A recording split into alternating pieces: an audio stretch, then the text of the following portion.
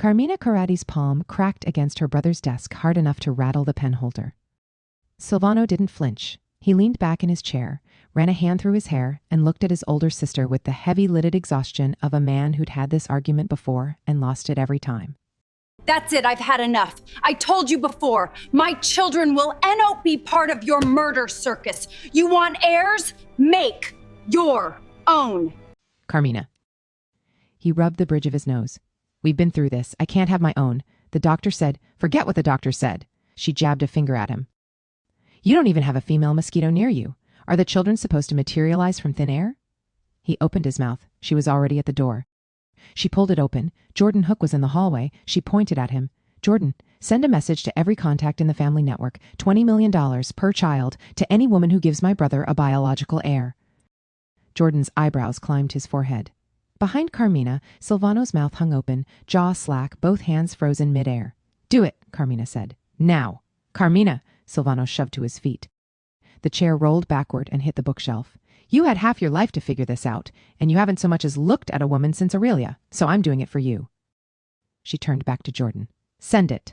Silvano's hand stopped halfway to the bourbon he never drank. Jordan waited on his boss. Carmina stood with her chin lifted, arms crossed, weight on one hip.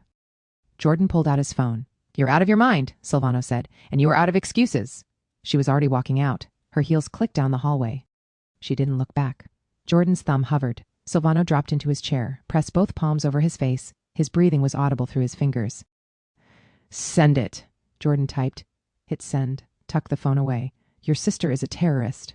I know, Silvano said into his hands. He didn't know it yet, but across the city, in a hospital room that smelled of bleach and bad news, a 23-year-old woman with $17 to her name was about to hear about that message. And in 11 months she would give Silvano Corradi 4 sons. And nothing, not his empire, not his walls, not 26 years of never saying his wife's name out loud, would survive her. Welcome, Mafia romance lovers. If you're enjoying the chaos so far, please hit that like button and subscribe. It genuinely helps the channel grow. And I love seeing where our community is from, so let me know in the comments, where are you tuning in from and what time is it there? Now let's get back to Kayla and Silvano. Renata had her feet on the balcony rail and a wine glass balanced on her knee when her whole body went stiff. She read something, read it again. The glass tipped and she caught it without looking. Oh my God. What? She wiped her thumb across the screen and turned it around. Kayla read it, chewed slower, swallowed. Your mother offered $20 million for someone to have your uncle's baby. Per baby, Kay. Per baby. Renata's voice climbed half an octave. She sent it to every contact in the network. My uncle is going to strangle her in her own kitchen, and I'm going to have to watch. Kayla laughed, and then the laugh went out of her face while the sound was still coming, and she took the phone back and read it a second time with her thumb resting on the number. When she handed it over, she picked up her wine and didn't drink any of it. Is he ugly? Renata's mouth kept moving for a second, with nothing coming out of it. What? Your uncle. Is he ugly? He's... Renata set the phone face down. Slowly. Kay, no. It's a yes or no question. No, he's not ugly, and no, you're not doing this. He is 50. He is my uncle. He hasn't touched a woman since my Aunt Aurelia and I was in nappies. Kay, he scares people who scare people. Kayla turned her glass by the stem, a quarter turn, then another. Kay. She put it down. Raymond needs a heart, she said. They took him off the list 4 months ago because I couldn't pay. Dad died owing $15 million. My mother's in Atlanta with a man who sells boats. She turned her head. I have $17, Ren. Not 1,700, 17. Renata's face went through 3 things and landed on none of them. She'd driven her to Jackson at 2 a.m. She knew about the envelopes in the glove box. Take me to your family's house. No, Ren, no, because... Renata's hands came up. There are 3 men on that gate. My uncle has a face he makes. He doesn't do anything, he just makes the face. And men who have been shot start explaining themselves. I want to meet your mother. You want to meet... Renata's jaw shut and her eyes went narrow. Kayla waited. Renata's shoulders came down an inch. You're going to do this whether I take you or not. Yes. Renata drained her glass and set it down with a click. Fine. Sunday, she cooks on Sunday. But when this explodes, and it will explode, I'm telling everyone you forced me at gunpoint. Per Sunday tradition, Carmina cooked at her brother's house. Mama? Renata came in ahead of Kayla, too fast, too bright. This is Kayla, my friend from work. She's just here for dinner, that's it. She wanted to see the house. Carmina turned around with a wooden spoon in her hand. She had her brother's eyes, same riveting light brown, same weight at the lid, except his had gone flat and hers moved over Kayla's face, her shoulders, her hands back up. Pleased to meet you. She pointed the spoon at her daughter. Look who finally brought a friend home. I'd made peace with the idea that you were cursed. Mama. Pleased to meet you too, Mrs. Karate, Kayla said and laughed, and Carmina decided several things about her in that second. You're too thin, sit. A plate landed in front of Kayla before she'd finished pulling the chair out, then another, then a bowl. Kayla picked up a fork and ate, steadily, head down, the plate emptying. Carmina watched her do it and put more on it. Renata talked. About her building, about a man who'd reversed into a bollard on the causeway, about anything. So, Carmina cut straight through her. How long have you known my daughter? 2 years. And what do you do? Kayla put her fork down. Renata's head came up. I came here about the 20 million, Kayla said. The spoon stopped moving in the pot. Under the table, Renata's hand closed around Kayla's forearm. I thought about how it sounds for 4 days. The message doesn't say anything about the woman being suitable. It just says... Carmina didn't let her finish. No, Mrs. Karate, no. She set the spoon on the counter and turned around fully. How old are you? 23? 23? She set it back with no weight on it at all. You're a child and you've eaten at my table, and I'm not going to sit here while you offer me your body over eggplant. You don't want to hear why I don't want to hear anything. Carmina picked the spoon back up. Eat your food. Renata's grip had gone tight enough to hurt. Kayla ate her food. She finished the plate, she said thank you, and asked where the bathroom was, and Renata told her, down the hall, second on the left, and gave her a look that said, we survived it, please don't. Kayla went down the hall. She passed the second door on the left without slowing. At the end of the corridor, a door stood half open with a lamp burning inside it. He was at his desk with reading glasses pushed up into his hair, his shirt open at the collar, and the lamp catching the silver at his temples. Kayla stayed in the dark of the hallway a bit longer than she meant to, just long enough to realize Renata hadn't lied. He wasn't ugly. She took the folder out of her bag and knocked. Come in. She crossed the carpet and stopped in front of the desk. Silvano didn't look up from the page. Who let you in? Renata. I'm her friend. I was at dinner. Her hands were behind her back, the thumbnail working at the meat of her forefinger where he couldn't see it. I'm here about the 20 million. He took the glasses off and set them on the desk. Get out of my house. I will. She took the folder out of her bag and laid it in front of him, turned around to face him. Once you've looked at that. Page 1 was a family tree, hand-drawn in ballpoint on ruled lines and sealed under plastic that caught the lamp, and there were a great many small brackets on it. Every woman in my mother's family has twins or better. My grandmother, her sister, my mother, and my Aunt Gracie had triplets at 41. She put her finger on the last bracket. 4 generations and it doesn't skip. Behind Kayla in the corridor, a serving dish stopped moving. You're 23 years old, Silvano said, and you walked into my house tonight to offer to carry my children. I don't think that's the strange part. You need an heir and I can give you one. Her chin stayed level. Probably more than one. Neither of them had heard the footsteps. Say the part about your grandmother again. Carmina was in the doorway with the wooden spoon still in her fist and a dish towel over one shoulder, and behind her Renata stood in the corridor with all the color gone out of her face. Silvano's chair came forward. Carmina, not you. She crossed the room, lifted the folder off the desk, and held it under the lamp while her thumb traveled down the brackets. Has anyone in your family ever had one baby? Not that anyone's admitted to. My grandmother says her mother managed one, but she also says she was courted by a count, so... Carmina's thumb stopped on the plastic. Then she turned and walked out of her brother's office with the folder still in her hand. Carmina. He was on his feet now. Carmina, that girl is 23 years old. She was already down the hall and she did not answer him. She put the folder down on the dining table and pulled a chair out. Sit down, sweetheart. Kayla sat. Renata came in behind them and took the seat at the end and did not touch anything on it. My daughter tells me about your brother, Carmina said. She told me while you were down that hall and she cried doing it, which is how I know she meant it. She set the spoon on the towel so it wouldn't mark the wood.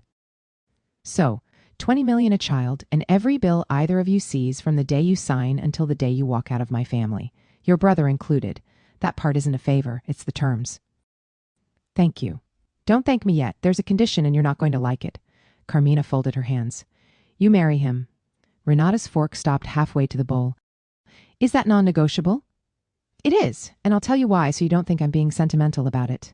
She leaned in and her voice came down and got warmer, which somehow made it worse. I've watched what this family does to a child whose parents never signed anything. Nobody's cruel about it. They're kind about it at Christmas every year for 40 years. I won't put a baby of my blood through that, and I won't put you through watching it." Kayla was quiet a moment. "Then I want something written in too," she said. "When it's over, I'd like to be able to walk away. Not because you promised, because it's in the paper." "Say it properly and I'll write it exactly. When I've given you the child, I take the money and I go, and nobody comes after me. I want my freedom back afterwards, in writing." "Sweetheart, that was never in question." Carmina said it almost gently. "Whether you stay or go is between the two of you, and it always will be. But nobody in this house will stop you walking out of it if that's what you decide, and I'll put that on the page so you can hold it." She got up, came back with a sheet of paper and a pen, and wrote on the back of it in a hand that never once hesitated. She turned it around. Kayla read it twice, took the pen and signed, and Carmina signed underneath her. Renata put her hand flat on the table and left it there like she needed the surface.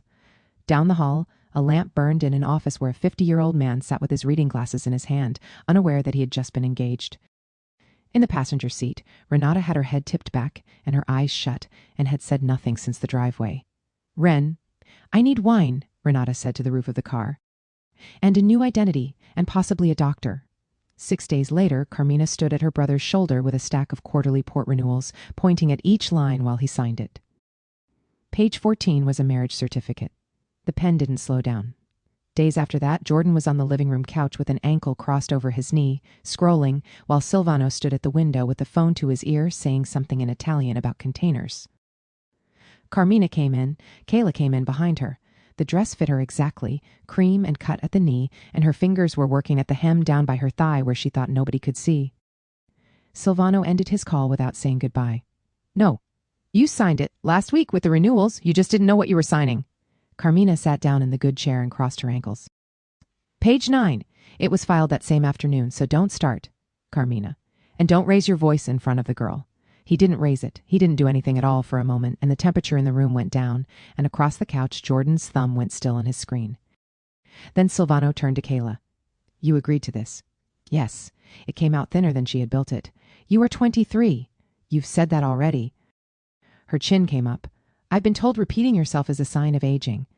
The skin beside Jordan's right eye creased and went flat again before anyone could catch it. Silvano didn't move. His eyes went over her face and stayed there, and Kayla held it, and the hem of the dress trembled against her leg while her jaw did not. Then he walked out of his own living room. Carmina took a fig off the tray and ate it. Jordan stood, put his phone away, and stopped beside Kayla on his way to the door. "I've watched men who kill for a living lose the ability to finish a sentence in that room," he said. "You're quite brave." He left. Kayla sat down in the nearest chair and pressed both palms flat against her thighs to stop them. That night, Jordan put a different folder on the desk. "Everything about her is in there," he said, "which is the part that bothers me." Silvano put the glasses on and read it. A father dead at 49 of the heart condition currently taking the son, and $15 million in personal guarantees on a bankruptcy filing out of Broward County. He turned a page and then turned it back. "Problem? It's clean, Jordan." He took the glasses off and set them down. "Nobody's this clean." She practiced it in the mirror until she had it, then went and arranged herself on the bed, and when the door opened, it still came out with a tremor running under it. "Honey, you're back." Silvano stopped dead in the doorway with his jacket still over his arm, staring at her, and then, as if he remembered himself, he turned and went into the bathroom. The water ran for a long time. When he came out, he took a pillow off the bed, dropped it on the sofa by the window, and lay down facing the room. Kayla waited until his breathing went long and even. Then she crossed the carpet on bare feet, knelt beside the sofa, and put 2 fingertips against his jaw. He didn't move. She worked down, along the line of the muscle, over the hinge of it, down the side of his throat where the pulse was, and he let her get as far as his collarbone before his hand came up and closed around her wrist without any hurry in it at all. "What are you doing?" "Trying to give you a baby." He turned his head, and in the low light his eyes came open on hers, light brown and entirely awake. "Go to bed." "I can't exactly get pregnant on my own. I need you to cooperate." Her other hand had already found his chest. "It doesn't have to take long. You're 50. I'm not expecting a great deal." He knocked her hand off his arm and looked at her the way a man looks at something that has come loose in his house. "Keep your hands off me. 3 or 4 times a day and we'd be done in a month." She put the hand back. "And listen, if you're having difficulties, just say so. There's food for that. I'll speak to Carmina in the morning." He got the hand off him again, sat up to do it, and she came at him from the other side. He caught that wrist too and held both of them and stared at her. She was inches from his face in a house where grown men dropped their voices in the corridor outside his office, offering to have him fed something for his vitality. It had not occurred to her to be frightened of him. His grip loosened without his permission. He stood with both her wrists in one hand and carried her across the room and dropped her onto the bed. Then he followed her down. Her breath stopped in her throat. His weight came over her. The mattress went down on both sides of her ribs, his forearm braced by her shoulder, and his mouth close enough that she felt the heat come off it. He reached past her head and switched off the lamp. Then he pulled her in against his chest, dropped his arm over her, and said, "Sleep." She wriggled around to face him, both wrists still caught in one of his hands. "Yes, my point exactly. Let's sleep together." She puckered her lips and waited. He glanced down at her, went back to the ceiling. So she addressed the ceiling too, since apparently that was where all serious conversation was directed in this bed. "How do I explain to the man lying next to me that I have targets to meet? That there is a clause, an entire clause, which I have memorized and which I'm fully prepared to recite?" He made a sound in his throat, brought his free hand up under her jaw, turned her face to his, and kissed her. Hard. It was clearly filed in his mind under methods of achieving silence. It did not achieve silence. She had her hand fisted in his shirt before he'd finished the thought, kissing him back so fast and so completely that he made a sound against her mouth, an involuntary one, an undignified one, and had to physically remove himself from it, up onto his elbow, breathing in a way that had nothing organized about it at all. In the dark, she smiled at the ceiling. "Oh," she said, "go to sleep." No, that was something." She rolled onto her side, voice going bright as a struck match. "Your heart's going. I can hear it from here. That is not the heart rate of a man who—" "Kayla, I'm just saying, for someone with no interest in the terms of the contract, you were extremely thorough in your review of—" He hauled her back in against his chest, and she kept talking into his collarbone, quieter and quieter, cataloging everything she had noticed, item by item, until somewhere in the middle of point 4, she stopped mid-word and went heavy against him. He lay awake with his arm dead under her neck and did not move it, not once, until the window went gray. By the time she woke, both the arm and the man were gone. Business, the housekeeper said. A week, perhaps less. Kayla cooked for herself and for Renata, who arrived by lunchtime and came every day after and talked about her uncle without ever once being asked to. That scar on his eyebrow? Some idiot with a bottle when he was 17.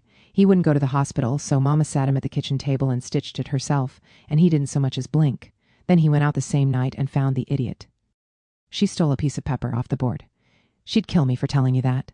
Kayla laughed and kept the whole thing. He came home on a Friday. She heard the cars and was downstairs before he was, and she waited until he had pulled out his chair at the breakfast table, until he was committed to sitting, before she slid the printout across the wood and into his eyeline. 2 colors, 3 dates circled. Silvano stopped with the chair half drawn. Across the table, Jordan glanced at it once, upside down, went very still, then picked up his plate, his cup, and his fork, and left the room without a word to anyone. Silvano sat. He put his coffee down off to the side, away from the paper. "What is this?" "It's the next viable window. The green one's optimal, the ambers are acceptable." She leaned over and tapped it. "I've circled them for you. You've circled them. I didn't want there to be confusion." He held her eyes for a long moment.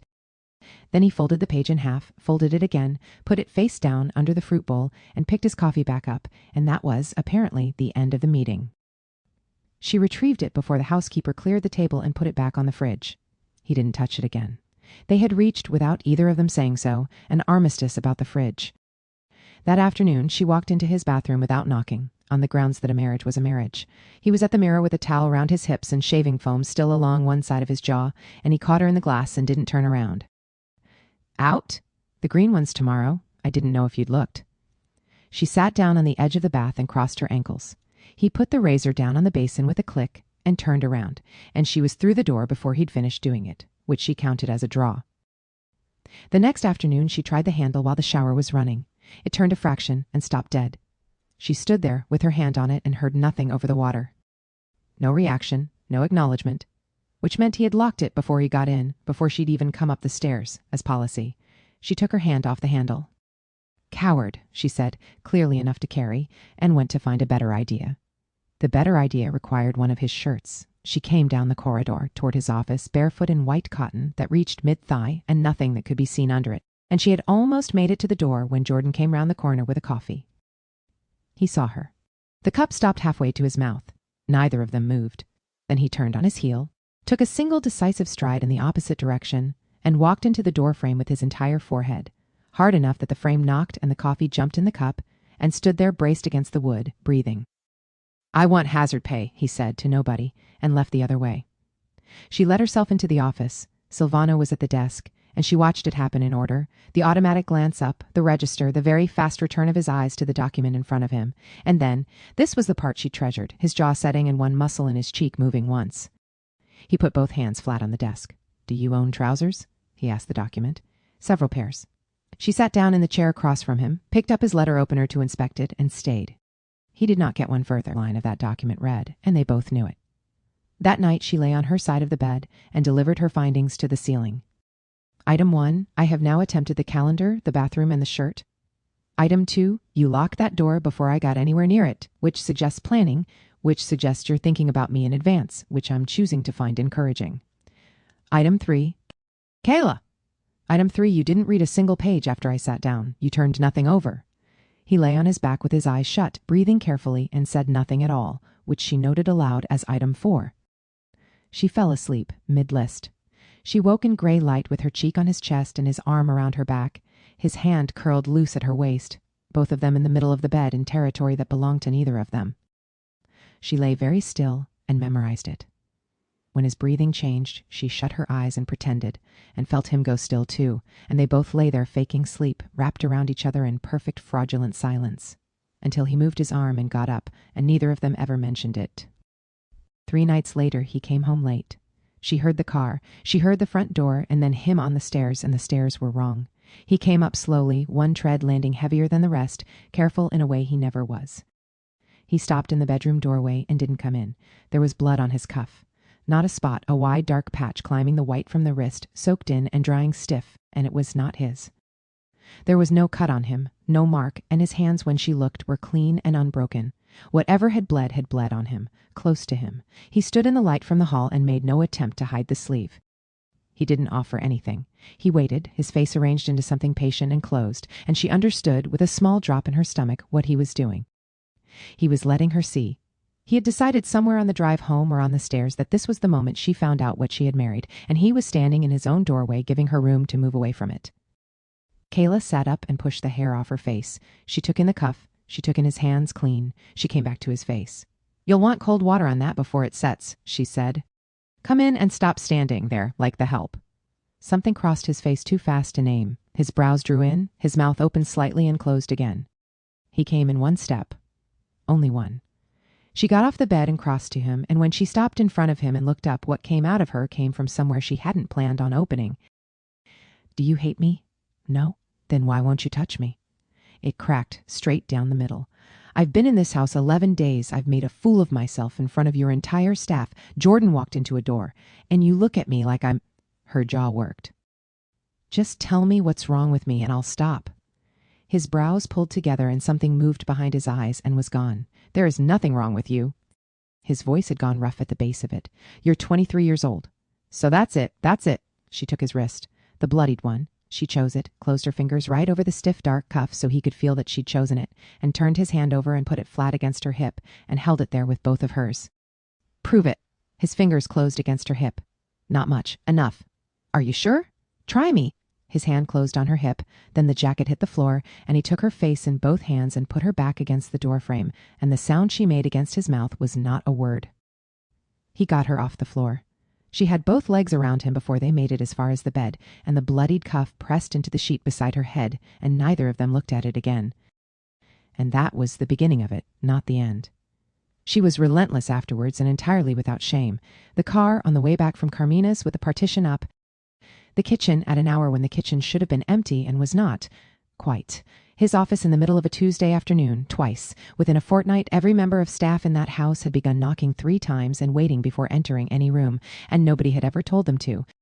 5 in the morning. Silvano was sitting on the end of the bench in the gym with the towel over his shoulder and both forearms on his knees, doing nothing at all. Jordan came in, took in the barbell loaded and untouched on the rack, and leaned against the mirror. "Are you going to lift that, or are you going to propose to it?" "Nothing, because you've been sitting there since I came down." Jordan's face was doing absolutely nothing.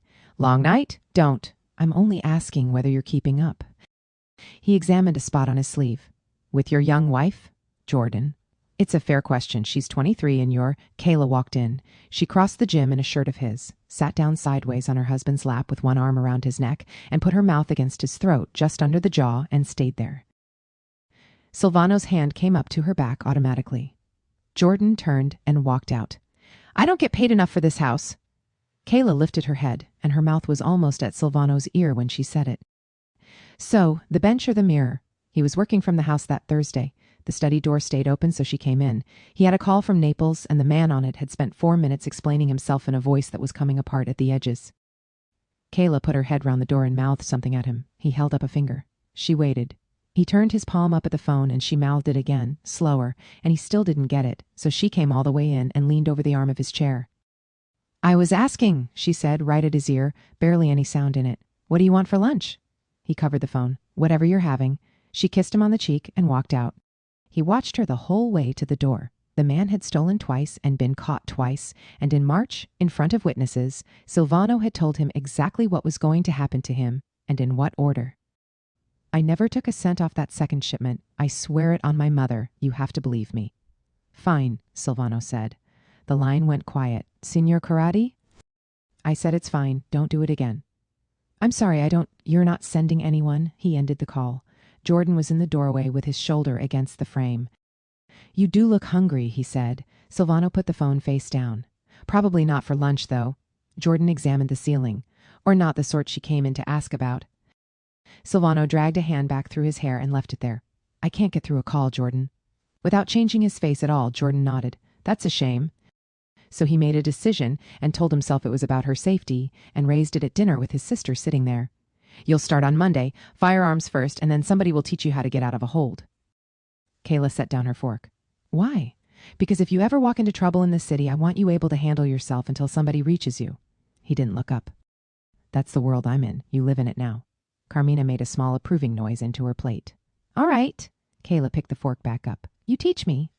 I have work? Then come to the sessions. Kayla. 1. She held up a finger. 1 session. You stand there, you watch. That's all I'm asking. Otherwise, I'll assume you've booked them, so I'm too tired to bother you at night, and I'll be extremely offended, and I'll pester you about it all day, every day, for a month. Carmina put her wine down to enjoy this properly. 1 session, Silvano said, and part of him wanted her to pester him anyway. Monday, she asked the instructor whether the trigger was the part you pulled. He was a patient man. He started from the beginning, and she listened with her head tilted and her hands folded, and then she took the pistol and held it with her elbows locked and her shoulders up round her ears. She flinched before the first shot. She said, "Oh God," before the second. By the fourth, she was giggling and apologizing to the paper. Jordan, on the bench behind them, put his coffee down, because the target came back with 8 holes in it, and every one of them was inside the width of a fist. Beginner's luck, the instructor said, and he meant it, and he had not been watching her hands. Round 8, the ejected casing came off the divider and went straight down the back of her collar. She stepped off the line. She thumbed the safety, laid the weapon on the bench with the muzzle pointing downrange, and took her hand off it. Then she started hopping and swearing and clawing at her own shirt. The instructor was laughing. Jordan wasn't looking at her at all. He was looking at the bench and at the way that weapon was sitting on it. She got the casing out, dropped it on the floor, and stood there breathing hard with her collar pulled open. Is there a snack machine in this building? And she was 23 again. The instructor was still laughing. Jordan picked his coffee back up. The mat was 3 days later, and Silvano came because he had said he would. He stood against the wall with his jacket over his arm, while a retired infantryman built along the lines of a door explained that they would start with the simplest hold there is. 1 wrist, 1 shoulder, no pressure at all. Her body answered before she had any say in it. She dropped her weight, turned inside his elbow, took the wrist that was holding hers and rolled him over her hip, and he went down flat on his back hard enough to move the mirror on the wall. He lay there under the lights with all the air out of him. Kayla's hands flew to her cheeks. She was on her knees beside him in an instant. Oh my God, I'm so sorry, I panicked. Are you all right? Can you breathe? Should I get somebody? Her concern was immaculate. She helped him up and brushed off his shoulders, and the trainer told her it was fine, that it happened, that beginners sometimes got lucky. Against the wall, Silvano thought about her wrist turning inside an elbow, and said nothing at all in the car on the way home. That evening, she locked the bathroom door. She had done it 5 times already that week and thrown all 5 away, and the 6th came up while she was still holding the box. 2 pink lines, sharp and unambiguous under the light. Her stomach dropped through her. Every nerve she hadn't known she'd been holding let go at once, and her legs stopped being reliable, and she sat down hard on the edge of the bath and stayed there. She was in the corridor, still holding it, when Renata came round the corner from the stairs. Renata had driven over because she missed her friend and was telling Jordan so at volume across the length of the hallway that her uncle had stolen Kayla from her, that this was a kidnapping with extra steps, that in a normal family... She saw the test. The sound she made belonged in a documentary about the mating habits of large birds. Jordan came round the far corner at a dead run with his weapon drawn and his other hand already going up to put them both behind him. Empty corridor. Renata, upright and screaming, a small white stick in Kayla's hand. He holstered it and pinched the bridge of his nose. "Right," he said. "I'll bring the car round." "Jordan," he stopped. "He'll be back tonight, won't he? She had the test held flat against her stomach with both hands now. I'd rather go to the hospital with him." Jordan nodded and turned to go. Wait. It came out differently, and she heard it come out differently, and she went ahead anyway. "Since it's happened, is there any way to get part of the payment early?" "Not all of it. I just need the hospital deposit so they'll put my brother back on the list." "That was paid," Jordan said. Kayla stopped talking. "Deposit went out the day after you moved into this house. He's been back on that list 9 weeks. Jordan's face had not changed at all. "I assumed you knew. Who paid it?" Jordan gave her a look that she felt somewhere under her ribs. "Who do you think?" he said, and left her standing in the corridor. At 7 that evening, she was on a stool at the kitchen island eating cereal because she hadn't been able to make herself eat anything else all day. The front door, then the corridor, then Silvano in the kitchen doorway with one hand on the frame and the knuckles standing white. Jordan had told him in the car. "Is it true?" She put the spoon down. He crossed the kitchen in 3 strides and lifted her clean off the stool and put his face into the side of her neck and held her there. His shoulders moved once. Then he set her down on the tile, cleared his throat, straightened his collar, and stepped back half a pace. "You're not eating cereal for dinner anymore. It's got iron in it. We're going to the hospital in the morning." He took the bowl out of her hands and set it in the sink. Then he went into the corridor and called for the housekeeper. She was told what to make for his wife and what was going into it, and that if there was no fish in the house, somebody could drive out for it. Then he came back and sat down on the stool beside her and told her about his day. He was bad at it. He kept going anyway, all the way through until the food came, and stayed there until she'd eaten all of it.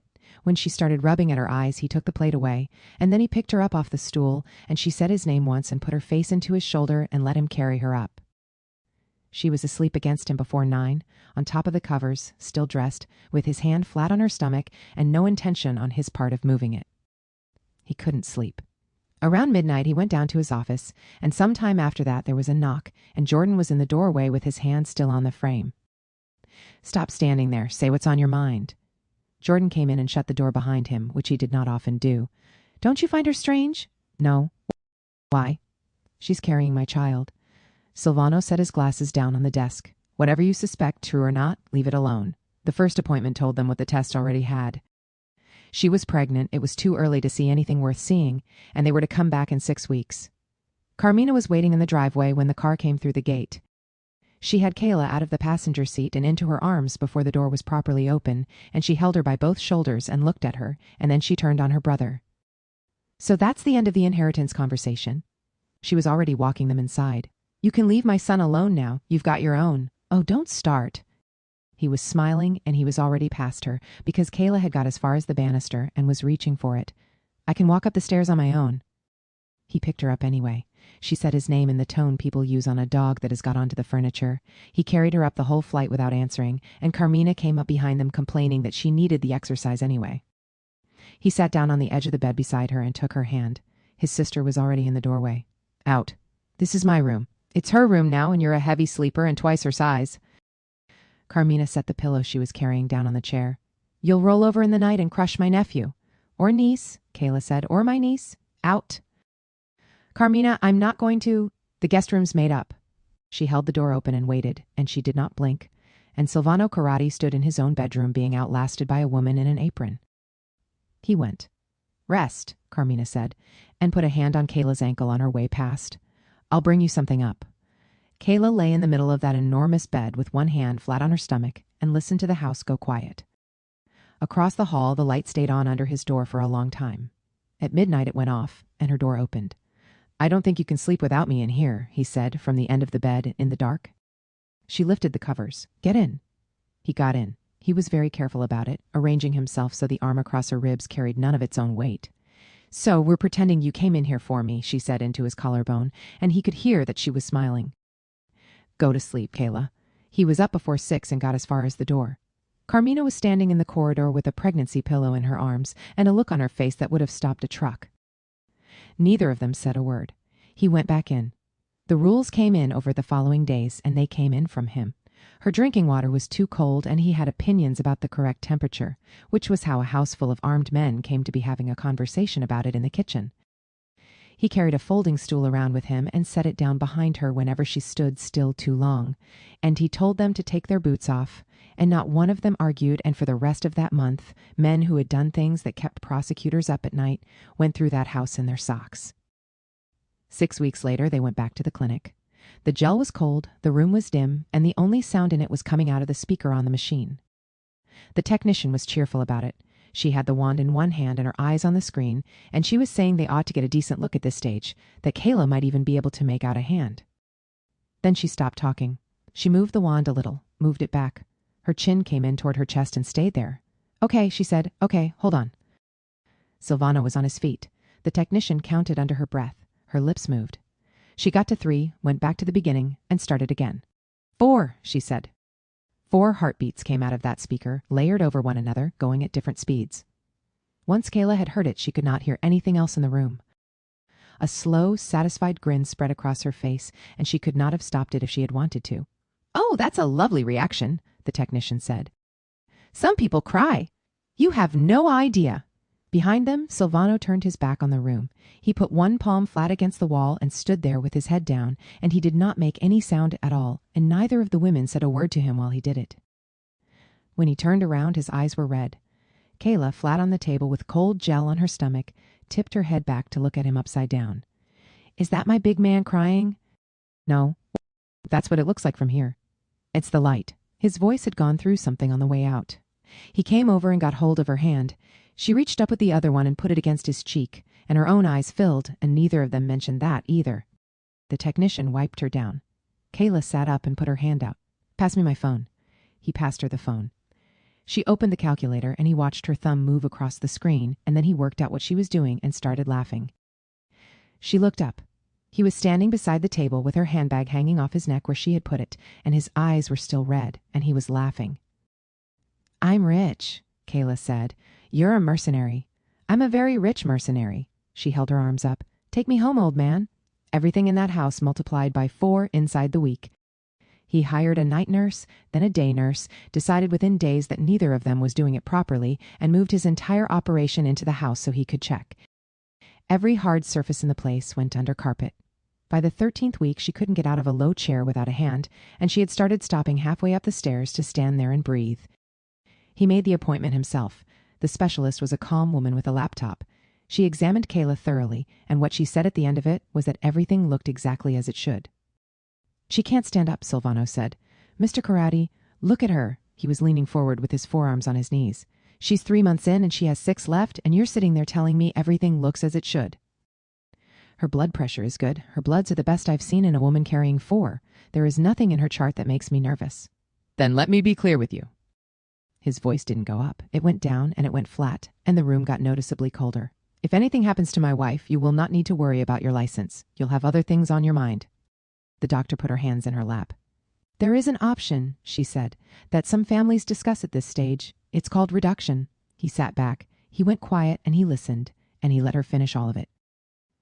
"Would it be safer for her?" "Statistically, yes." "Would she be able to stand up? Would she sleep?" "It would be an easier pregnancy in every respect." Across the room, Kayla was on the phone to Renata with one leg swinging off the end of the examination bed, half listening, laughing at something. Then she heard him say it. "Then take 2. The phone came away from her ear. "We'll take 2 of them out, and she has 2, and she's safe." He wasn't looking at his wife. He had his eyes on the doctor and his hands loose between his knees, and he sounded entirely reasonable. "Whatever it is that you do, when can you—" The phone landed on the table beside her. She was already off the bed, gathering her bag and her coat, both of them clumsy in her hands. "Kayla." "Thank you," she said to the doctor, perfectly polite. "You've been very helpful. We'll discuss it at home." She got the door open. "We'll be back," Silvano told the doctor, and went after her, and put a hand under her elbow in the corridor. She pushed it off. She got all the way to the lift before it came out of her. It didn't occur to you to talk to me first? Her back was against the wall of it, and she was shaking. You sat there and arranged to have 2 of them taken out of me in front of a stranger, and you never once turned round. They're not line items, Silvano. They're people. They're already people. That is not— Don't! The doors opened onto the car park. If you ever say a word to me about reduction again, I will never speak to you. I mean that. 30 feet away, Jordan read both their faces, got into the car, and shut the door. Kayla reached it and put her hand on the handle. Silvano put his own hand flat against the door and closed it. Look at me. No. Kayla, look at me. She turned round. He wasn't shouting. He had never been going to. I'm worried about you. His voice had gone quiet and worn. You can't get out of a chair. You stop on the stairs and stand there and you think I don't see it. I hear you not sleeping across the hall all night, and there is nothing I can do about any of it. His jaw worked. If I could take it off you and carry it myself, I'd have done it in the first week. Silvano, I've fallen in love with you. He heard it come out of his own mouth, and it was clear from his face that he hadn't known it was coming. And I've already buried one person I couldn't stand to lose, and I won't do it again. I won't. So don't ask me to be reasonable about this. I can't. Kayla stood there in a car, Kark with her coat over her arm. Then she raised her hand and put it against the side of his face. She said, I'm fine. Her thumb moved once. A doctor with my blood work in front of her told you I'm fine, and I know my own body, and I'm stronger than you're giving me credit for. It's hard. It's supposed to be hard, but it isn't dangerous. He shut his eyes. She pulled his head down until his forehead rested against hers. But say one more word about it, she said, and I'm naming one of them after your sister. His breath went out of him in a laugh he hadn't given permission for. Carmina Karate II, christening at your house. She'll cry through the entire thing, and there won't be a thing you can do about it. He got both arms around her and held on hard enough that she had to say something about her ribs. If it gets too much, he said into her hair, at any point, if you can't do it, you say so, and I don't care what it takes or who I have to cross an ocean to find. I'll fix it. I promise. Renata came over that night, poured herself a glass of red in front of a woman who wasn't allowed any, and sat down on the end of the bed. So how bad was it? Your uncle tried to cost me $40 million this afternoon. Renata stopped with the glass halfway up. He tried to what? He asked the doctor to reduce it to 2. Kayla had her hands folded on top of her stomach and her eyes on the ceiling, and she was entirely, completely serious. 20 a child, Ren. He stood in that office and negotiated away $40 million of my money in front of me, out loud. Kayla. Renata set the glass down on the carpet very carefully. Kayla, those are babies. They're $40 million. Renata laughed so hard she had to hold onto the bedpost with one hand, and it went on for some time, and twice she tried to speak and couldn't. It isn't funny. It's the funniest thing I have ever heard. She wiped under her eye with a knuckle, and then her face changed. But seriously, are you all right? 4 is a lot. If you actually wanted to— I'm fine. I'm tired, and I can't get off a chair, but I'm fine. Kayla waved a hand at her. Don't you start as well. I've got one of you already. Then she turned her head on the pillow and gave Renata a long, level look. Pray he never mentions it again, she said, because if he does, all hell breaks loose in this house.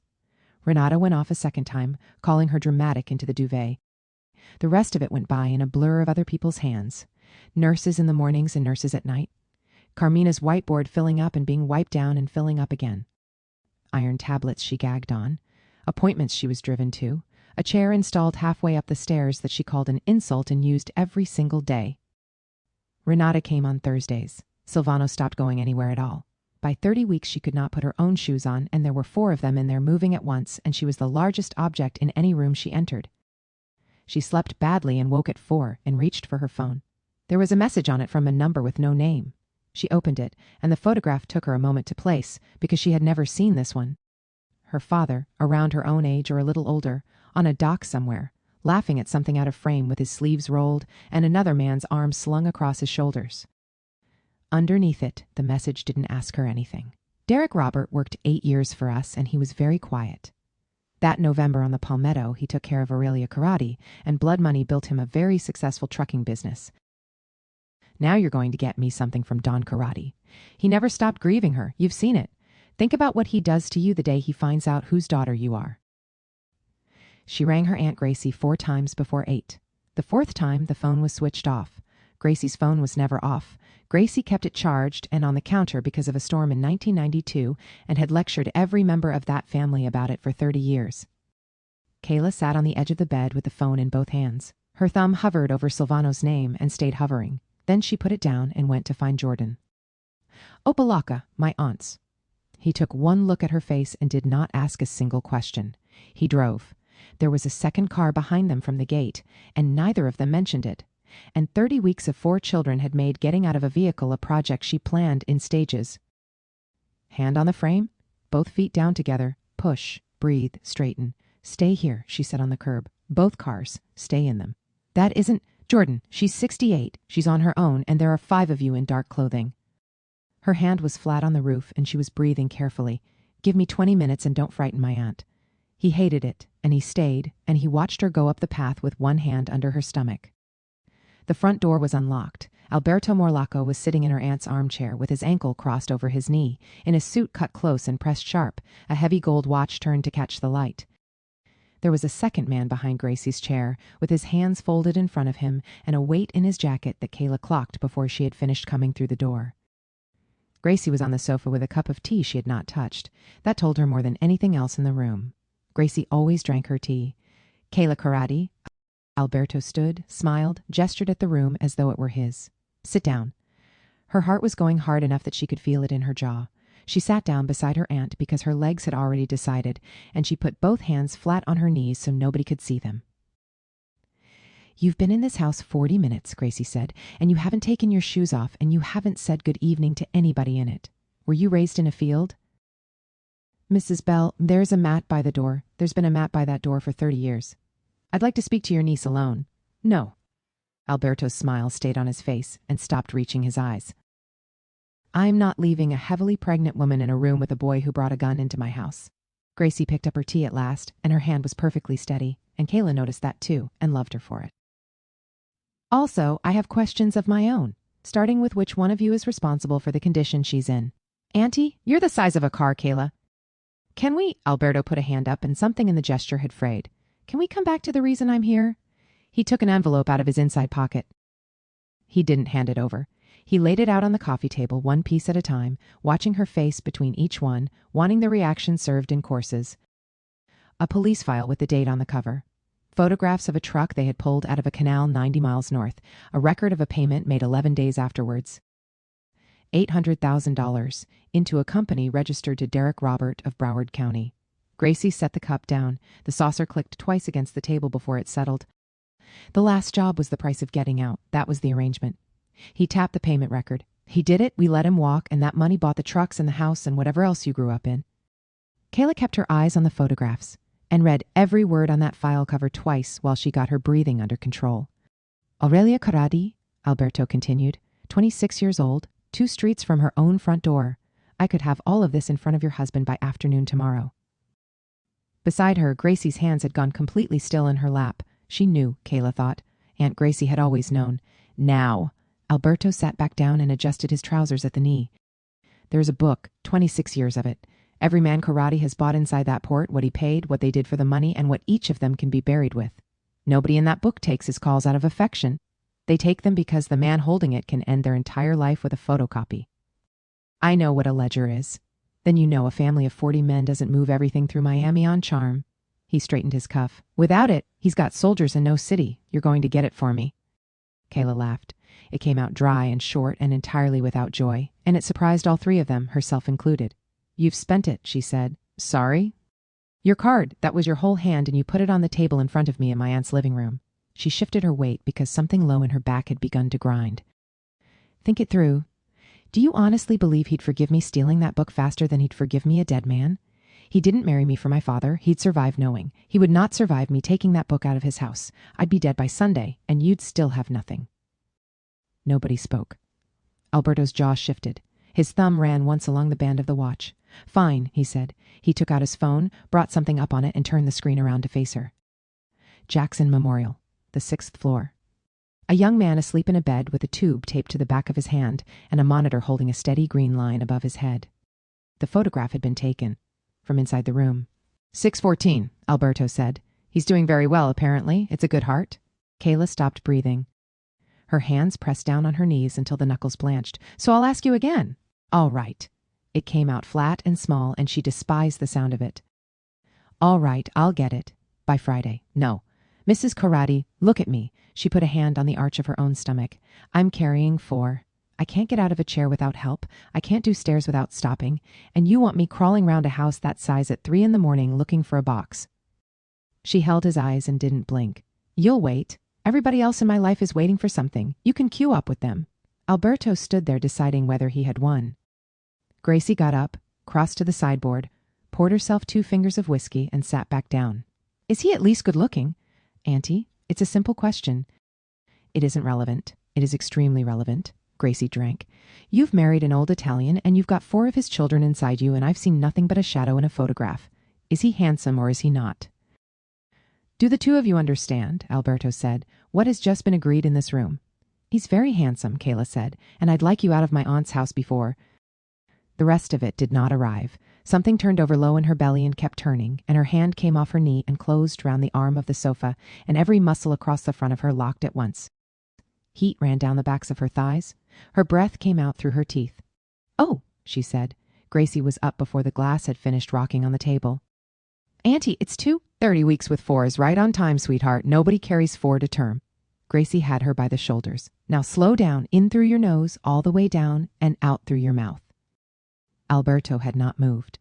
He was standing in the middle of the room with his hands held slightly away from his sides and his mouth open. Whatever he had planned for, it was not this. His man had gone back a full step toward the door. You! Gracie pointed at Alberto without looking at him. Her bag, on the table. He got the bag. Phone. He got the phone out, and it was already lighting up in his hand, and Alberto Morlacco stood in a living room in Opalaca, holding a ringing phone with Jordan across the screen and nothing on his face at all. Give it to her. I'm not. Boy, she is having 4 babies on my sofa. Give her the telephone. He put it in her hand. She got it to her ear and said one word into it, and the front door came off its latch 6 seconds later, and by then Alberto and his man had gone out through the kitchen and over the back fence. And the men from the second car came through the house and found an old woman kneeling in front of the sofa with her niece's face held in both hands, saying, Slow, slow, that's it. They had her in the car inside 2 minutes, and at Mount Sinai in 11, with Gracie in the back holding her hand and telling the driver exactly what she thought of his cornering. The labor was 14 hours long and loud, and there was nothing dignified about any of it. Vittorio came first and came furious, fists already balled, and did not stop being furious for the rest of the night. Raffaele came second and did not cry at all. A nurse checked him and then checked him again, and he looked back at her with a great deal of patience. Adriano got hold of a finger and would not let go of it. When the finger was needed elsewhere, negotiations were required. Stefano was the smallest by some distance and made more noise than the other 3 put together, which everyone present agreed was a strategy. Silvano stood in the middle of the room with a blanket in his arms and his shirt ruined and his face wet. I have sons, he said. He said it to the room. He said it to the light fitting and to the window and to a woman who had been in the ground for 26 years and could not hear a word of it. From the bed, with her eyes at half-mast and her hair stuck flat to her forehead, Kayla stirred. Has anybody brought my cereal? Kayla, 7 months. Her eyes were closing. 7 months, no cereal, on account of these little devils. Somebody get me my cereal. Gracie rang 2 weeks later, and her voice was wrong from the first syllable. He came here. Where? The hospital? Your brother's room? A breath went out of her, long and unsteady. Stood at the foot of the bed with his hands in his pockets while I was sitting right there, and said he'd take that heart back out himself if he had to. He watched the monitor while he said it. Kayla stood in the nursery with a bottle in one hand and 4 sleeping boys in front of her. Stefano's fist opened and closed against nothing. Auntie, I'm telling you because you'd want to know. He's running out of time. She was surprised by how level it came out. Men with time don't stand in hospital rooms saying things out loud in front of witnesses. Don't lose sleep over him. She hung up. She finished the feed. She put Stefano down and stood with her hand on the edge of the cot until her heartbeat came back down to something she could live with. Then she went downstairs and found the storage room at the end of the ground floor corridor. It was a room with boxes in it. The boxes had nothing written on them, and the third from the bottom of the stack against the far wall was heavier than the 2 above it. She had to move those 2 one at a time, bracing against the shelf, sweat coming up cold between her shoulder blades, her ears straining the whole time toward the corridor. She got the lid off, and it was there, 26 years of it, bound, stacked, unremarkable, sitting in a cardboard box in a room nobody had bothered to lock, because who in that house would ever dare? She had it in both hands, and she had not opened the cover. When headlights swept across the wall, she put it back, lid on, boxes restacked, her breath loud in the small room. She was upstairs and lying on her side with her eyes shut before the car door slammed. Silvano put his head round the door at 1:30 and didn't turn the light on. She was on her side with one arm flung out into the space he used to occupy, and her mouth was open, and she had been asleep for 2 hours and 11 minutes. He knew because he had checked the monitor log. He checked it the way other men checked markets. Down the hall, Vittorio started. Silvano pulled the door to without letting it click and went and got him. Jordan's board went up in the kitchen on the 4th day with 3-hour shifts on it and call signs because 2 of the men had the same first name and Jordan had decided that was going to be a problem. "Perimeter's clear, boss." The man in the doorway had a bottle in one hand and a cloth over his shoulder. "And Raffaella's passed gas. Thank you, twice." "Thank you, Emilio." Emilio delivered the bottle to the corner of the kitchen, where Matteo was holding the baby and getting advice he hadn't asked for. "You've got him too flat, up on the shoulder, chin over the bone. Where are you getting this?" "There's a website." Matteo stopped patting. "There's a website?" Jordan came through, took the child off both of them without breaking stride, put him against his own shoulder at an angle neither of them had suggested, and had a burp out of him before he reached the fridge. He handed him back, got the milk out, and said nothing at all. Nobody asked him where he'd learned it. Nobody in that house ever had. At 4 a.m, she came down the corridor barefoot and stopped outside the nursery door. Silvano was in the chair with Adriano against his chest, and he was talking to him in Italian, quietly, at length. He was making an argument. She couldn't follow the words, but she could hear the shape of it, the way it opened and set out its position and paused for a response, and when none came, he conceded a point and started again from a different direction. Adriano, who was 3 weeks old, was not moved. Kayla stood in the dark with her hand over her mouth and stayed there until she could trust her own face. The message came on Monday.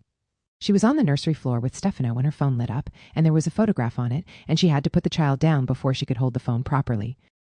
Raymond asleep, the same room, the same green line above the bed, taken from the doorway this time so you could see the length of him under the blanket and how thin his arm was where the tube went in. Whoever took it had stood there long enough to frame it. One word underneath, Friday. She sat on that floor for a long time. Then she typed, "I've found it." The reply came inside a minute. "Where?" "Study. Wall safe behind the desk." Her thumbs were steady. She was surprised by how steady. "There's a house full of his men and I can't get to it while he's in it. Give me until Friday." Friday. "And if you can't wait," she wrote, "you're welcome to come and take it out of that room yourselves." Nothing came back at all. She deleted the thread and put the phone face down on the carpet. There was no wall safe in that study. Raymond would be moved out of that hospital before she went, and she would be a long way from this house by Friday. And after that, Alberto Morlacco could do as he liked to a woman he could not find. Wednesday was the best day that house ever had. Carmina came over at 7 and stayed until 9 at night and ran the feeding board with a marker in her hand and reading glasses on the end of her nose. And by lunchtime, she had 4 men on rotation and had reorganized the entire ground floor and had told Jordan twice that his handwriting was a disgrace. Sometime that afternoon, Kayla sat down at the kitchen table and wrote the feeding times out on a card in her own hand. Which one took the bottle slowly? Which one had to be woken? Which one would go back down if you put a hand flat on his back and left it there? She put the card in the drawer under the board, where Carmina would find it, and said nothing to anybody about it. Renata arrived at noon and did not leave. At 3 in the afternoon, she found her uncle asleep in the rocking chair in the corner of the nursery, with Raffaele face down on his chest, and one enormous hand flat across the child's back, his head tipped over, his mouth open. She got 4 photographs before he woke up. Delete them. No. Renata, absolutely not. She was already backing toward the door with the phone held over her head. This is going in a frame. This is going in a frame in your own house, and Mama's getting one, and one's going to Riccardo, and if you ever put me in a fishing village in Sicily, I'm sending it to everybody you've ever done business with. He put his head back against the chair and gave up. Raffaele breathed out against his shirt, and the enormous hand moved half an inch to cover more of him. And he did that without knowing he had done it, and Kayla, watching from the doorway, noticed it for him. Stefano had worked out by then that if he started, the other 3 would join in within half a minute, and he had begun to use it. Kayla sat on the nursery floor that evening with Adriano in the crook of one arm and Stefano across her lap. Renata's laugh came up the stairs. Somebody down there was arguing about the angle again, and Carmina's voice cut across all of it, and then the men laughed, and the house made the sound of a full house. She looked up, and Silvano was in the doorway. He hadn't come in. He had one shoulder against the frame and his hands empty at his sides, and he was watching her with the boys, and he had clearly been there a while. She met his eyes. He straightened off the frame and went, and she listened to him take the stairs down, unhurried, a man with nowhere better to be than his own house. On Thursday morning, she waited until the house had emptied. She got the smaller of the two bags down from the top of the wardrobe and put it on the bed. Then she stood in front of the open wardrobe and worked out that there was almost nothing in that room that had come in with her. The dresses were his. The coat was his. Even the hairbrush on the dresser had turned up one morning without comment because he had seen the old one losing its bristles. She packed the two things that were hers. The bag sat in the middle of that enormous bed, small and stupid, and took up no room at all. She ran the shower so nobody would hear her and sat down on the tiles with her back against the bath. There were 3 ways out, and she went through them in order, on her fingers, the way she had gone through everything since she was 19. Stay, and one Friday afternoon she stands in a room and watches it land on his face. Take the children. 4 newborns and a woman with $15 million of somebody else's debt against a man who can find anybody. They were safer in this house than anywhere she could get them to, and that one came out fast. Or hand the man who paid for Aurelia Karate the thing that holds the port, and go on eating at that table afterwards. She sat there until the water went cold on the other side of the curtain. Then she got up and turned it off. At 20 to 12, she took the bag down off the wardrobe and put it by the door. She took the ring off and held it and put it back on. Down the corridor, Vittorio started. Then Stefano, 6 seconds behind him. And then a man who had run an empire for 21 years could be heard losing badly, in 2 languages. Kayla set the bag inside her own door and went down the hall. He had Stefano up against his shoulder, and he was patting him at roughly twice the correct speed. You're shaking him like a cocktail. He likes it. He does not like it. She had the child off him before he finished disagreeing. She dropped her shoulder, turned him in against her collarbone, and put her hand flat on his back. Stefano stopped in about 9 seconds. Silvano stood in the middle of the nursery and gave her a look of open, unguarded resentment. Go to bed, she said. I'm fine. You have been up every night for 2 weeks and you are gray. She had Vittorio's dummy in her free hand and was already turning away. 1 hour, I'll come and get you if I need you. He argued for about 4 seconds and lost and went off down the corridor without any of his usual weight in the tread, and she heard the bedroom door close. She stood there with her hand still on Stefano's back. That was the last thing she would ever say to him. I'll come and get you if I need you. She filed it away, the way she filed everything, and got on with the work.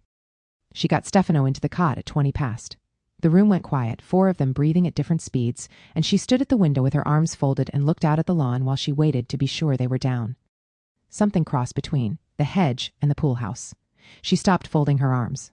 40 meters out, no light on it, moving left to right, and gone into the dark on the far side. She counted to 10 with her eyes on the same patch of grass and got nothing. She counted again. At 7, it happened in the opposite direction. Her whole body went cold, and her mind arrived a second behind it and started arguing. One man. Alberto had said Friday, and this was Thursday, so this was somebody sent to stand on the grass and be seen. She could go and wake Silvano, and Silvano would ask her how she knew to be frightened before anyone had come through a door. 20 minutes. Meet whoever it was, take whatever was said, and be gone before anybody in that house was up. She went to lift Stefano, and he was properly under, so she left him. Then Adriano started. Not a wail. The wind-up, the one that ran for about a minute and a half before it turned into the real thing. She had him up and against her shoulder before her hands had asked her about it, and she was already at the door when it arrived, whole and cold and finished. A crying child tells anybody in this house exactly which room the children are in, so she kept him. The cabinet was in the corridor, 4 feet from the nursery door. Second drawer, left-hand side, where Jordan had put it the week the babies came home, because Silvano had said every room the way other men say lock up. She got the drawer open with 2 fingers, one-handed, with Adriano's weight taken on her hip, and did not look down while she did it. Her hands did the rest without her. Magazine, weight, chamber, the small sound of it seating, and her thumb finding the safety without hunting for it. She brought it up, and her elbows came in, and her shoulders came down, and her feet found their own places on the floorboards, and she put her breathing where it needed to be, low and slow, and off her trigger hand. Adriano hiccuped against her neck. She adjusted for it. Kayla. Silvano was at the end of the corridor. He had come back for his phone, which was on the arm of the nursery chair where he had left it, and he was standing in his own house at midnight, looking at his wife holding his son against her collarbone with a weapon up and level in her other hand. Not held. Carried. The way his own men carried them. The way men carried them who had been taught young by somebody whose name never got written down anywhere. What are you doing? Downstairs, glass went. Not a window breaking.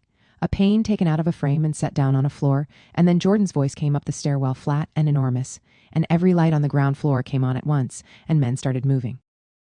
Silvano did not ask her again. He crossed the corridor in 4 strides, took Adriano off her shoulder with one arm and the weapon out of her hand with the other, walked her backwards into the nursery, and put himself between his family and the door. The 4 minutes happened somewhere else. She sat on the nursery floor between 2 cots with Adriano against her chest, and Rafaela's hand curled round her finger, and she heard doors and running and one shot and men shouting in a corridor they did not know the shape of. She did not move. She did not explain. Silvano stood with his back to the door and did not turn round once. She watched his shoulder blades through his shirt the whole time. They never came down. By 1:10 the house had gone quiet again. Jordan came up and said something through the door, and Silvano answered him in Italian, and Jordan went back down. Then he put the weapon on, top of the chest of drawers, out of her reach, and she noted that he had done it, and he noted her noting it. He sat down on the floor with his back against the door with Adriano asleep along his forearm, and neither of them said anything for a while. "Where did you learn to do that?" "Learn to do what?" He didn't repeat it. He sat there with Adriano asleep against his forearm and waited, and the waiting went on long enough that she heard her own breathing change. "Would you believe me," she said, "if I told you it was those classes you signed me up for?" He held her eyes. He didn't ask her anything else. Jordan found him on the stairs an hour later. "You're not going to press her? No. Boss, I know what I'm doing." Silvano had a cup of coffee he had not drunk any of. "Believe it or not, I'm willing to risk it." Jordan came into the study before dawn with a folder under his arm. They talked all night, separately, and the stories match. He put it on the desk. They came for a book. They were told which room and which night the house would be light, and they'd been in contact with somebody inside these walls for 3 months. Silvano hadn't slept, and it was in his face. "I'm not asking, boss." "I said I'm not asking, and I'm not going to be told." Jordan stood there. He had never once had to say a thing twice in that room. Men came through the windows of a house with 4 babies asleep in it.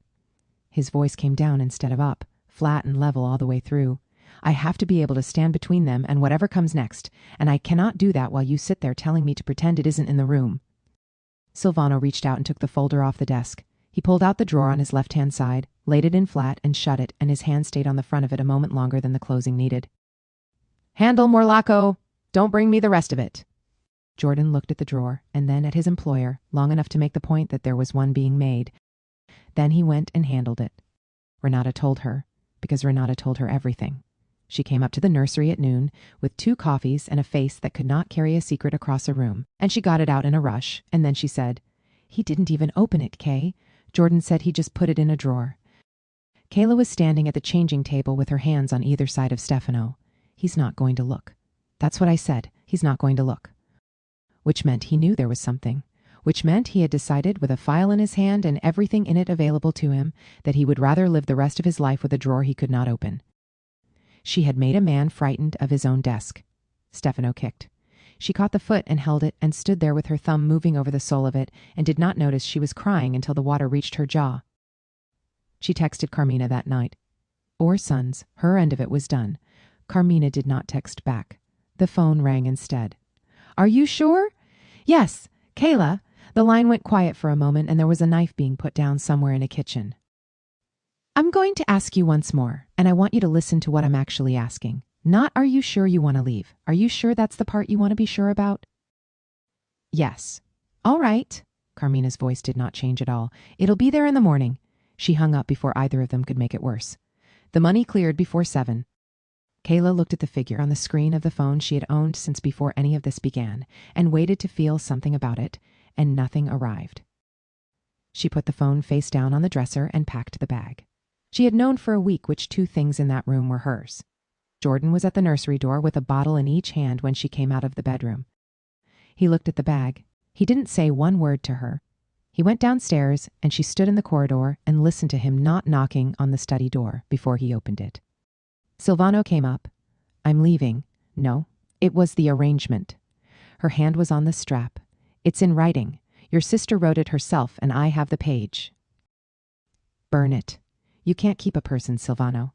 "I'm not keeping a person." He had come no further into the room than the doorway. "I'm keeping my wife and the mother of my children. You agreed to 2 of those and never agreed to the 3rd, and I'll take that argument any day you like. I'll take it for a year. I'm not taking it while you're standing next to a bag." "You don't know what I am." "I know exactly." "No!" Her voice came up and broke over the top of his. "You think you married somebody good. You've been walking around this house for a year thinking that. I'm not. I have never been. I came here for money, I signed a page for money, and I have never once done a decent thing in my life that didn't have a number attached to it. Kayla. Ask me how I met Renata. He stopped. I saw her at a bar 2 years ago, and I found out whose daughter she was before I found out anything else about her. Her hands were shaking on the strap, and she could not make them stop. That's how. That's the whole story. I picked her out of a room because of what her family had, and then I let her love me for 2 years, and never once. The dish went first. It hit the floorboards inside the doorway and broke into 3 pieces, and Renata was standing behind her uncle with her hands still open in the air. How could you say something like that? Ren, I thought I was your best friend. Renata's face had gone completely white, and her voice was doing something terrible in the middle of it. I thought. She turned and went down the corridor, and her feet went down the stairs fast, and the front door opened and closed. Kayla stood in the middle of that bedroom. She had a bag on her shoulder, 4 children asleep at the far end of the corridor, a woman who had loved her for 2 years going down a driveway, and a man in the doorway she had come here to take money from, and had somehow, at some point she could not name, started waiting up for. She had gone too far in to go back. She picked up the bag and went for the door. He did not step aside. Jordan. He did not raise his voice, and he did not look away from her.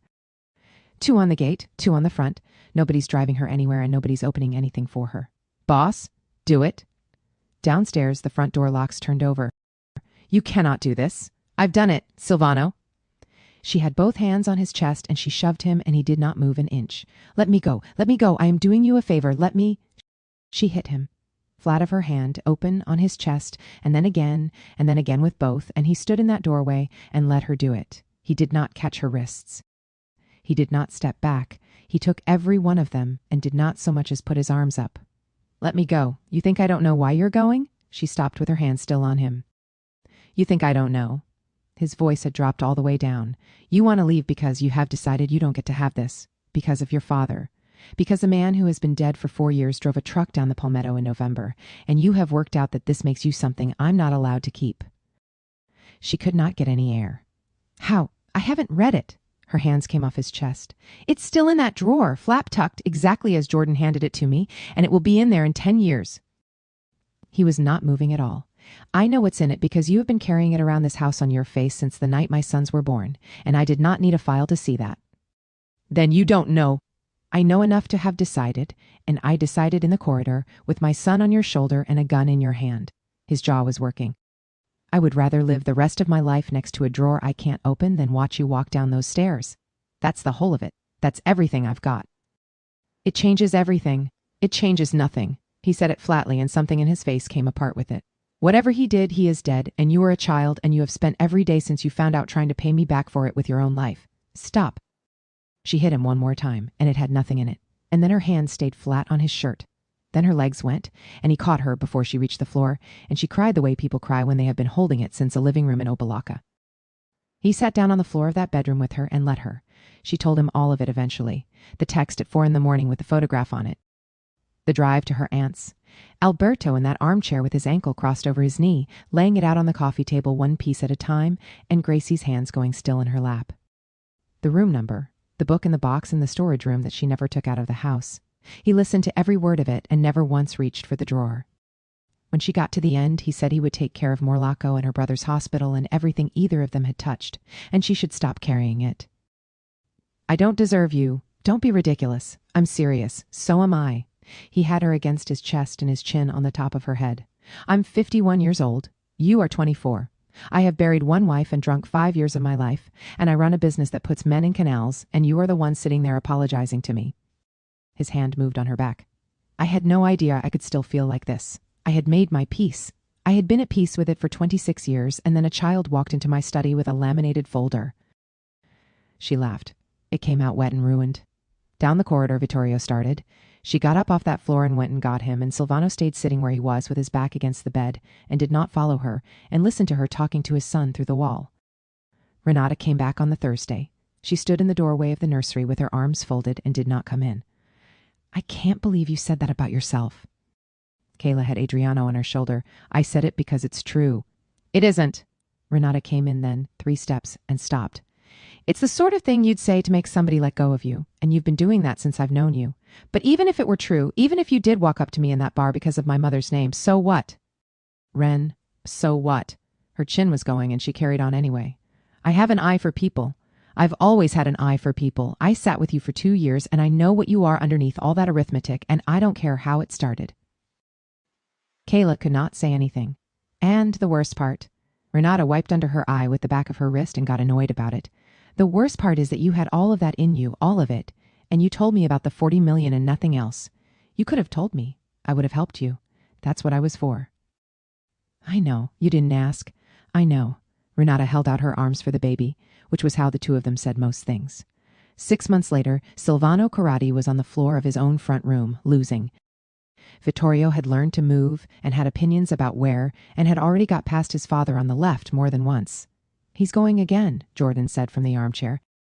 He's going left. He always goes left. I can see that he's going left. Then close the left. Close it with what, Jordan? I have 2 hands and there are 4 of them. Renata was filming this. She had been filming it for a while. The car came up the drive at 4. Kayla was on the rug with Raffaele when she heard it. Silvano got up off the floor, straightened his shirt, and said nothing at all. Raymond came through the front door of a house he had never seen. He had been discharged that morning, 6 months out of intensive care, cleared, and driven there in a car he had not booked by a driver who called him sir. He stopped in the doorway of that front room. A man past 50 on the carpet with a baby in each arm. Another baby in the hands of a man with forearms thicker than the child was long. A young woman with a phone up. And every member of staff who passed through that hallway calling his twin sister Mrs. Corradi. Mr. Robert, Jordan put a plate in his hands almost immediately. Eat? Raymond took the plate and looked at him. How many people have you killed? Jordan didn't blink. How many what? I think you heard the question. Eat your eggs. So that's a number then. They liked each other immediately, and neither of them was pleased about it. He waited until the evening. He waited until the boys had gone up, and Renata had gone home, and Silvano had taken himself off to the far end of the house on purpose, and then he sat down across from his sister at the kitchen table. How long? She told him. He worked it back. She watched him do it, watched him line the dates up against his own transplant, against the deposit, against the months he had spent being told there was nothing to be done, and the sudden afternoon when there was.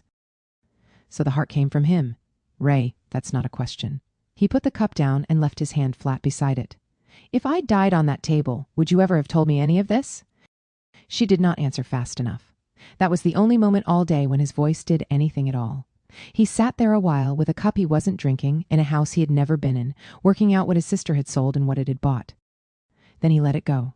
He had been dying since he was 19, and he had no interest whatsoever in spending an evening on something that had already happened. He got up, went and found Silvano at the other end of the house, and put his hand out. I don't know what I meant to call you. Silvano shook it. Silvano. Right. Raymond nodded slowly. The thing is, you're older than my father was.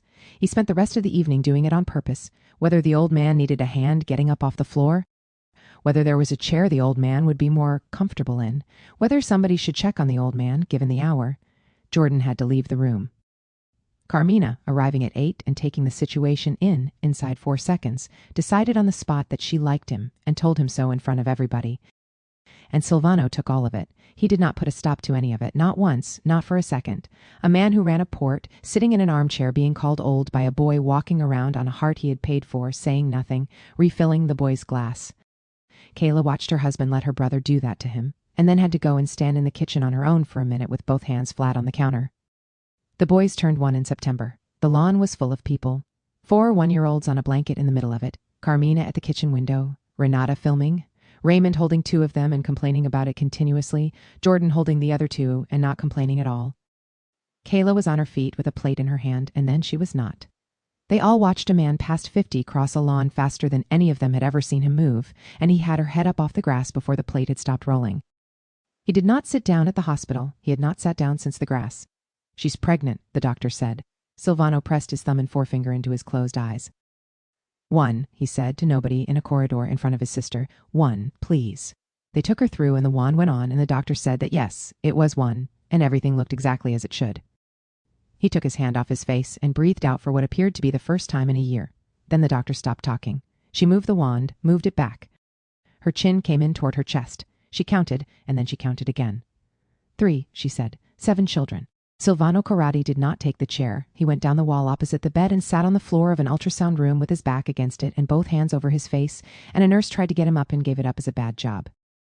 From the table, with the gel still on her and her head turned to watch him, Kayla lifted one hand. Can somebody in this building, she said, bring me some cereal? If you made it to the end of Kayla and Silvano's story, smash that like button right now and tell me in the comments, would you have signed that contract? 20 million a child, a husband you'd never met, and a way out of every debt you have. Be honest. Enjoy your sweet little life.